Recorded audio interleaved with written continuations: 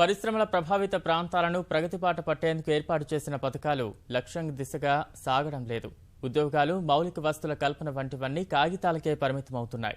నల్గొండ జిల్లాలోని సిమెంటు పరిశ్రమల పరిసర గ్రామాల్లో నిబంధనల ప్రకారం చేపట్టాల్సిన ఏ ఒక్క కార్యక్రమం అమలు కావడం లేదు. ఉమ్మడి నల్గొండ జిల్లాలోని హుజూర్నగర్ నియోజకవర్గంలో దాదాపు అన్ని మండలాల్లో సున్నపురాయి, కంకర, పాలిష్, గ్రానైట్ వంటి ఖనిజ నిక్షేపాలున్నాయి. ఇక్కడ వందలాది ఎకరాలు లీజుకు తీసుకుంటున్న సిమెంటు కంపెనీలు ప్రభావిత పల్లెల్లో కార్పొరేట్ సామాజిక బాధ్యత సిఎస్ఆర్ కింద చేపట్టాల్సిన అభివృద్ధిని విస్మరిస్తున్నాయి. మేళ్ల చెరువు, మఠంపల్లి మండలాల్లో 5 చొప్పున పరిశ్రమలు ఉన్నాయి. మేళ్ల చెరువు మండలంలో 5 సిమెంటు పరిశ్రమలు ఉండగా అందులో 3 ఉత్పత్తి జరుగుతోంది. ఒక్కో మండలంలో 10 గ్రామాల చొప్పున ప్రభావితమవుతున్నాయి. రామాపురం పరిధిలోని సిమెంటు పరిశ్రమ నుంచి 30 ఏళ్ల క్రితం చేసుకున్న ఒప్పందం మేరకు ఏటా గ్రామానికి పన్ను చెల్లిస్తున్నారు. ఇతర పరిశ్రమల నిర్లక్ష్యంతోనూ ప్రభావిత పల్లెలు కనీస సదుపాయాలకు నోచుకోవడం లేదు.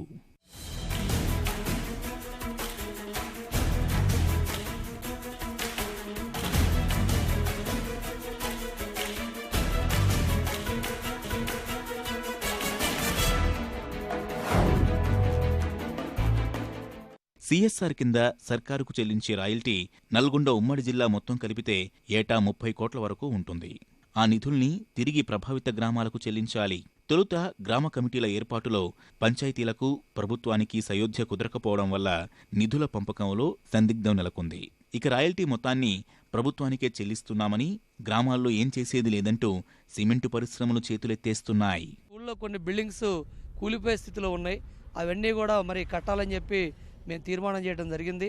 ఉన్నటువంటి మినరల్ ఫండ్స్ అన్నిటిని కూడా వెంటనే రిలీజ్ చేసి గ్రామాల అభివృద్ధికి తోడ్పడాలని చెప్పి కూడా మేము ప్రభుత్వాన్ని, కలెక్టర్ గారిని విజ్ఞప్తి చేస్తున్నాం. ఇప్పుడు మైనింగ్ సెస్ మాకు రావడం వల్ల మాకు ఇబ్బంది జరుగుతుంది. గత ప్రభుత్వాలు అప్పుడు ఇచ్చాయి, మరి మధ్యలో ఆఫ్ చేసేది దేనికో. మళ్ళీ మాకు ఈ గ్రామ పంచాయతీ రావాలని మేము గవర్నమెంట్ని డిమాండ్ చేస్తున్నాం. గ్రామ పంచాయతీ అభివృద్ధి ఆగిపోయిందండి, దానివల్ల మేము బాధపడుతున్నాం. కోరీలో నీళ్లు ఉండటం వల్ల, లోతు తీయటం వల్ల కొంత బోరు బాయిలు ఎండిపోతున్నాయి. దానికి కూడా కొంచెం నష్టంగా జరుగుతుంది. నిరుపేదలను తీసుకొని ఉద్యోగాలలో ఎవరిని తీసుకోవట్లేదు. గవర్నమెంట్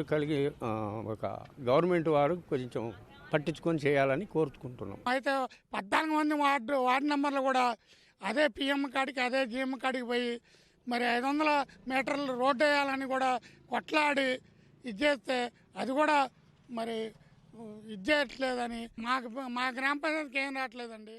పల్లె ప్రగతి కోసం గ్రామజ్యోతి వంటి పథకాలతో ముందుకెళుతున్న సర్కార్ పరిశ్రమల కారణంగా కుదేలవుతున్న గ్రామాల్లో అభివృద్ధిపై దృష్టి సారించాలి.